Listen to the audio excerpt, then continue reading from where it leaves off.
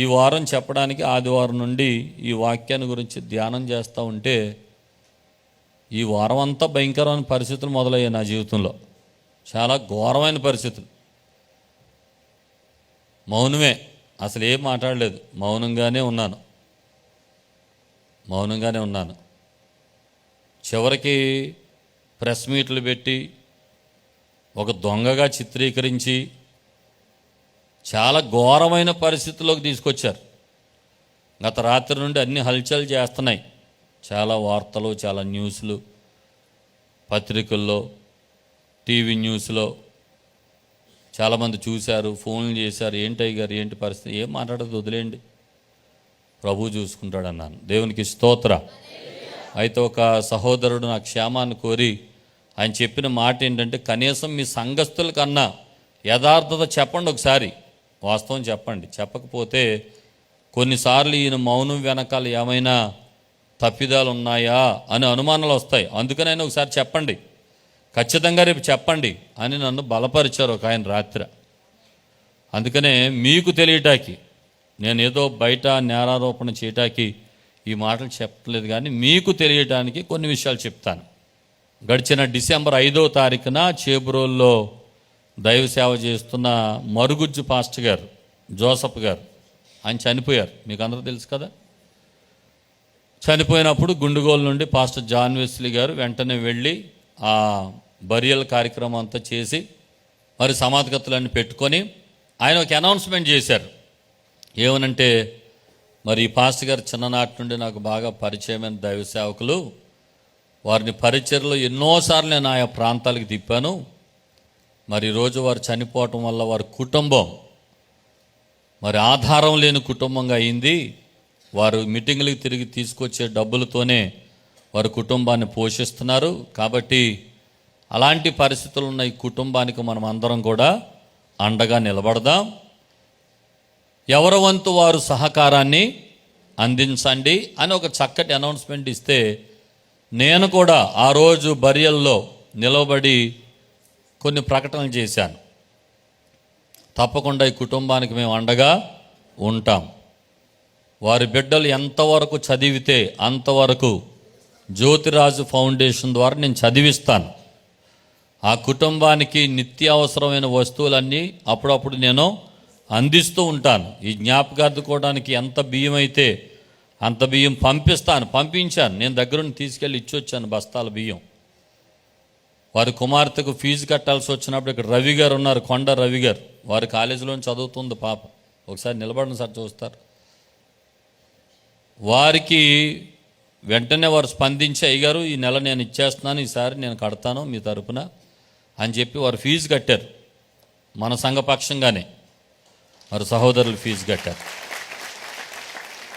అలాగా మేలైనటువంటి ఉపకారాన్ని, చేతనైన వీలైన ఉపకారాన్ని చేస్తూ వస్తున్నాం. వాళ్ళ ఇంటికి 10 సార్లు కబురు పెట్టాం. ఏమైనా అవసరతలు ఉన్నాయా, నెలకొకళ్ళు రేషన్ అందించండి అని పాస్టర్లు అందరూ డ్యూటీలు వేసుకొని వాళ్ళకి రేషన్ అందిస్తున్నాం. అలాగే జాన్ వెస్లీ గారు ఒక ప్రక్కన, ఇక్కడ ఆత్మదీపం దైవ సేవకులు మైకిల్ గారు ఒక ప్రక్కన, నేను ఒక ప్రక్కన వారి కొరకు కొంతమంది దగ్గర ధనాన్ని సమకూర్చి పోగు చేశాం. మరి పోగు చేసినటువంటి ధనం అంతా కూడా మరి 13,57,050 రూపాయలు వస్తే దానికి మరలా కొంతమంది వాగ్దానం చేసి ఇవ్వకపోతే మేము 14,50,000 రూపాయలు వచ్చాయని ప్రకటించాం. కనుక ప్రకటించింది ఇవ్వాలని ఆ పైనున్నటువంటి కానుకలు మేమే వేసుకొని, మళ్ళీ నేను ఒక 40,000, వెస్లీ గారు కొంత, మైకిల్ గారు కొంత వేసుకొని 14,50,000 రూపాయలు ఇంటికి పిలిచి వారికి చెక్ ఇచ్చి, ఆ రోజు నేను వీడియోలో మాట్లాడి, వీడియో ఉంటుంది చూడండి ఎక్కడైనా, మాట్లాడి ఇప్పటికీ చెప్తున్నాను, వారికి వాగ్దానం చేసినట్టు ఈ చెక్ వాళ్ళకి అందించేశాం. ఇక మీదట కూడా వారి బిడ్డలను చదివిస్తానని చెప్పిన రీతిగా నేనున్నంతకాలం ఆ బిడ్డలు ఎంతవరకు చదివితే అంతవరకు చదివిస్తానని కూడా మరలా వీడియోలో చెప్పాను. ఇవన్నీ జరిగినటువంటి తర్వాత స్తుతి నైవేద్యమైన ఒక వారం 10 రోజుల తర్వాత ఇక్కడ సత్రంపాడులో గెచ్చమనే ప్రార్థన మందిరం దైవజనుడు డాక్టర్ జీవన్ కుమార్ గారు వారు నేను చిన్నప్పటి నుండి క్లాస్మేట్స్, ఫ్రెండ్స్. వారు కూడా ఈ మందిరం నుండే మరి ఆధ్యాత్మిక మేలులు పొందారు. వాళ్ళ తండ్రి గారు ఎక్కడి నుండే సేవకి వెళ్ళారు. ఆయన కూడా ఇక్కడే సండే స్కూల్ ఎదిగి బయటికి వెళ్ళారు. మరి ఎప్పటి నుండో ఒక విరోధ భావం, ఎందుకో తెలియదు నాకు. మరి ఎందుకో తెలియదు. చాలా సందర్భాల్లో నన్ను అవమానించిన పరిస్థితులు, నిందించిన పరిస్థితులు ఉన్నాయి. ఒక ఏలూరు పట్టణ దైవ సేవకుల సదస్సు జరుగుతున్నప్పుడు కూడా అందరిలో లేచి చాలా అవమానకరంగా మాట్లాడిన పరిస్థితులు ఉన్నాయి. నేను ఎప్పుడూ దేన్ని కూడా నేను మనసులో పెట్టుకోలేదు. ప్రతి విషయంలోనూ దేవుడే చూసుకుంటాడని వదులుతూ వచ్చాను. చివరికి స్తుతి నైవేద్యం కార్యక్రమం జరుగుతున్నప్పుడు ఒక నెల రోజుల ముందు, కార్యక్రమం ప్రారంభించే నెల రోజుల ముందు నేను ప్రార్థన చేస్తానుగా నాకు ఒక వాక్యం గుర్తొచ్చింది. నీవు బలిపీఠమునొద్ద నిలబడి అర్పణ అర్పించుచుండగా నీ మీద నీ సోదరునికి విరోధం ఏదైనా కలదని జ్ఞాపకం వస్తే మొదట అర్పణ వదిలిపెట్టి వెళ్ళి ఆ వ్యక్తితో సమాధానపడు, అటు తర్వాత వచ్చి అర్పణ అర్పించు. ఇది చాలా వందల వేదికల మీద మాట్లాడి అనేక మంది విడిపోతున్న వారిని కలిపాను, ఐక్యపరిచాను. ఆ వాక్యం ప్రార్థన చేస్తుంటే నాకే పరిశుద్ధాత్ముడు గుర్తు చేశాడు. కనుక స్తుతి నైవేద్యం అనే పేరున ఒక గొప్ప యాగాన్ని దేవునికి సమర్పిస్తున్నప్పుడు ఆ యాగం అంగీకరించబడాలంటే ఎవరైతే విరోధంగా ఉన్నారో వారికి వెళ్ళి సమాధాన పడమని బైబిల్ చెప్తుంది కదా అని నేను పెద్దయ్య గారితో, సునీత పాస్టమ్ గారితో మాట్లాడి ఆయన ఇంటికి వెళ్ళి మాట్లాడొద్దాం అని చెప్పి ముగ్గురం కలిసి వెళ్ళి వాళ్ళ ఇంట్లో కూర్చుని 2 గంటల సేపు మాట్లాడాను. 2 గంటలు. మరి దైవజనుడిగా దేవుడు నిన్నో కోణంలో వాడుకుంటున్నారు, నన్ను కోణంలో వాడుకుంటున్నారు. మన మధ్య విరోధాలు ఏమీ లేవు, కానీ బయట రకరకాలుగా మాట్లాడుకుంటున్నారు. ఎందుకు దీనికి అవకాశం ఇవ్వటం? మనం కలిసి సేవ చేద్దాం, కలిసి ముందుకెళ్దాం. మీరున్న వేదిక మీద నేనున్న వేదిక మీద మీరు కలిసి నడిస్తే ఈనాటి జనరేషన్ సేవకులకి ఎంతో గొప్ప ఆదర్శప్రాయంగా ఉండొచ్చు కదా అని అన్నీ మాట్లాడి వారిని కార్యక్రమానికి ఆహ్వానించాను. కార్యక్రమానికి వస్తానని వాగ్దానం చేశారు. మళ్ళీ డేట్ మారిన తర్వాత మళ్ళీ ఫోన్ చేశాను. తప్పకుండా వస్తానని చెప్పారు. వస్తానన్నారు కదా అని ఇన్విటేషన్ కార్డులో ఆయన ఫోటో కూడా ప్రింట్ చేశాను. ప్రింట్ చేసి పంచటం మొదలుపెట్టిన 5వ రోజుకి ఆయన ఫోన్ చేసి, ఎవరిని అడిగి ఫోటో వేశావు, ఎందుకు వేసావు అని అడిగాడు. మిమ్మల్ని ఆహ్వానించాం కదా, మీరు వస్తానన్నారు కదా, అందుకే ఫోటో వేశాను అని చెప్పాను. ఇంతవరకు ఈ సంగతులు నేను ఎప్పుడు సంఘంతో చెప్పలేదు. మీకు ఎవరికి ఈ లోపల జరిగినవి ఏమీ కూడా తెలియదు. ఇప్పుడు సందర్భం వచ్చింది కాబట్టి మరి బయట సోషల్ మీడియాలో, యూట్యూబ్లో భయంకరంగా మరి ఒక వ్యతిరేకమైన వీడియోలు పెడుతున్నారు కాబట్టి నేను బయటికి ఏం చెప్పను, మీకే చెప్తున్నాను. కనుక ఎందుకు ఫోటో వేసామంటే మరి పిలిచాను, ఆహ్వానించాను, వస్తానన్నారు కదా అందుకే వస్తానంటే ఫోటోలు వేసేస్తారా? ఫోటో వేస్తున్నామని చెప్పొద్దా? ఆహ్వానించిన తర్వాత ఫోటో వేస్తున్నామని ఎవరో ఎప్పుడు చెప్పరు. అది ఆయనకి తెలుసు. ఆయన ఎన్నో మీటింగ్లు పిలిచారు, నన్ను ఎన్నో మీటింగ్లు పిలుస్తారు.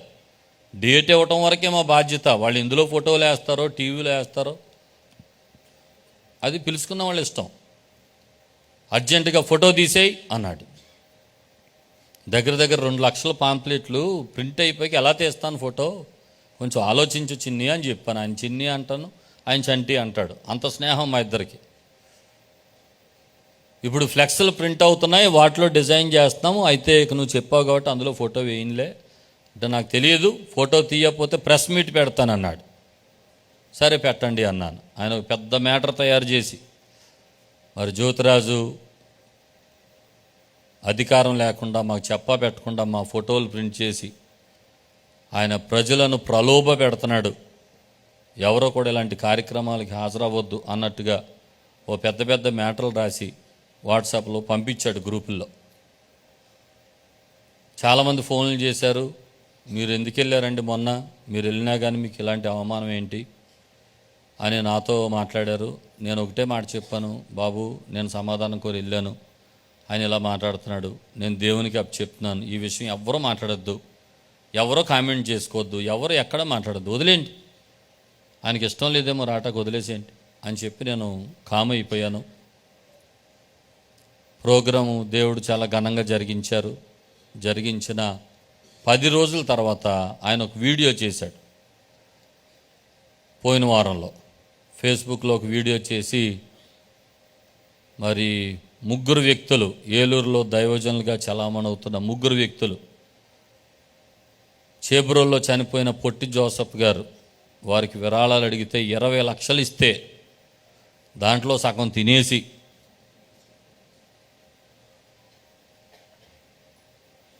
మరి ఈ రీతిగా వారు భయంకరమైన చర్యలకు పాల్పడుతున్నారు అన్నట్టు వీడియో చేశాడు. వారు సక్రమంగా ఉండాలని చెప్పాడు. సరే, నేను బాధపడింది ఏంటంటే ఆ వీడియో చేస్తున్నప్పుడు దళారులు, తర్వాత వసూలు రాజ్యాలు, ఇలాంటి పేర్లు ఉపయోగించాడు ఆయన. దళారులు, వసూలు రాజ్యాలు, కలెక్షన్ కింగ్స్, ఇలాంటి పేర్లు.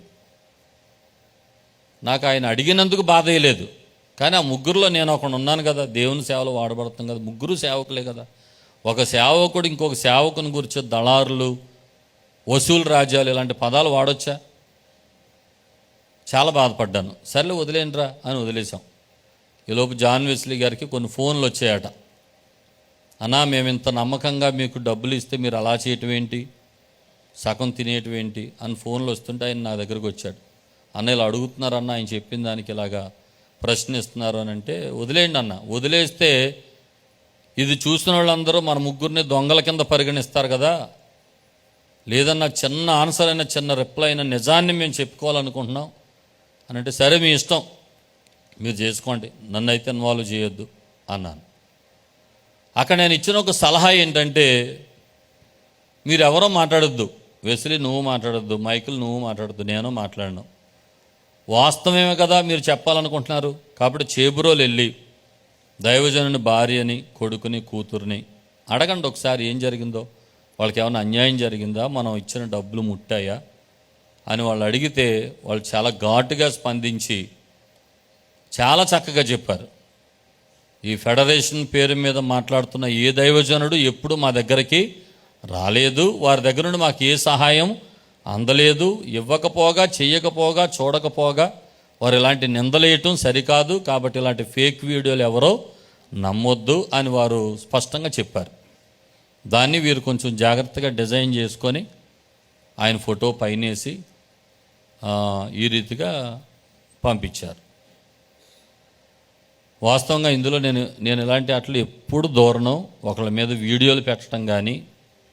మీకు కూడా ఒక విషయం తెలుసు, 2021లో జరిగిన సంఘటనలో అనేక మంది విమర్శిస్తూ పేపర్లో ముద్రించిన సంఘటనలో సంఘానికి ఒక అనౌన్స్మెంట్ చేశాను. ఎవరైనా జ్యోతిరాజు గారి గురించి కానీ, పరిచర్య గురించి కానీ వ్యతిరేకంగా మాట్లాడితే, యాంటీగా మాట్లాడుతుంటే, ఆయన దొంగోడు, ఆయన తప్పుటోడు అని మాట్లాడితే మీరెవరో కూడా స్పందించి కింద ఎటువంటి కామెంట్స్ మీరు పెట్టొద్దు. ఇప్పటికీ కూడా సంఘంలో చాలాసార్లు చెప్తాను నేను, నిజ నిజాలు దేవునికి తెలుసు. నన్ను అన్నంత మాత్రాన నాకు ఎలాంటి పరిస్థితులు, కష్టము, కీడు రాదు. ఒక వ్యక్తిని నిలబెట్టాలన్నా, ఒక వ్యక్తిని పడేయాలన్నా ఎవరి చేతిలో ఉంటుంది? దేవుని చేతిలో ఉంటుంది. ఒక న్యూస్ పేపర్ వాళ్ళు నా గురించి మంచిగా రాయటం వల్ల నేను పైకి ఎదగలేదు, ఒక న్యూస్ పేపర్ వాళ్ళు నా గురించి చెడ్డగా రాయటం వల్ల నేను కిందకి పడిపోను. ఒక వ్యక్తి పైకి వెళ్ళాలన్నా, ఒక వ్యక్తి కింద పడాలన్నా దేవుడు ఎవరి చేతికి అప్పగించలేదు, ఆయన చేస్తే తప్ప. ఆమె చెప్పండి. అది నమ్మిన వ్యక్తిగా సంఘానికి చెప్పాను, ఎవ్వరు కామెంట్లు పెట్టద్దు. ఇప్పుడు వరకు నేను సంఘంలో చెప్పేది అదే. కొంతమంది విమర్శకులు ఉంటారు, వాళ్ళు ఏదో మాట్లాడుతూ ఉంటారు, మీరు స్పందించొద్దు, వాళ్ళని బట్టి మన ఆత్మీయ జీవితాన్ని పాడు చేసుకోవద్దు. ఇలాగ ఎన్నోసార్లు సంఘానికి చెప్పాను. అదే మాటలు ఎప్పుడు కూడా నేను సంఘానికి అందరికీ చెప్తాను. ఈ వీడియో రాగానే కొంతమంది నన్ను పరామర్శించారు, కొంతమంది ఫోన్లు చేశారు, ఏంటయ్య గారు ఇలా మాట్లాడాడు ఆయన. వదిలేయండి, పర్లేదు వదిలేయండి, వాళ్ళు ఏదో వీడియో పెట్టుకుంటున్నారంటే వాళ్ళు పెట్టుకుంటారులే, మీరు వదిలేయండి, ఎవరు మాట్లాడద్దని. ఆయన వీడియో పెట్టారు, అందులో నా పేరుంది, జాన్ వెస్లీ గారు విరివిగా వాడబడుతున్నాడు, ఆయన పేరుంది.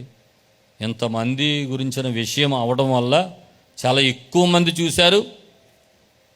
కొన్ని మేము బయట వాళ్ళకి చెప్పలేము, మమ్మల్ని ప్రేమించేవాళ్ళు కొన్నిసార్లు ఏదైనా జరుగుతుంటే మీకంటే చెప్పాం, మీరెవరు కామెంట్లు పెట్టరు, కానీ బయట వాళ్ళు ఊరుకోరు, కొంతమంది కామెంట్లు పెట్టారు. వెస్లీ గారికి సంబంధించిన వాళ్ళు చాలామంది రకరకాల కామెంట్స్ పెట్టారు. నా తాలూకు అయితే నేను అసలు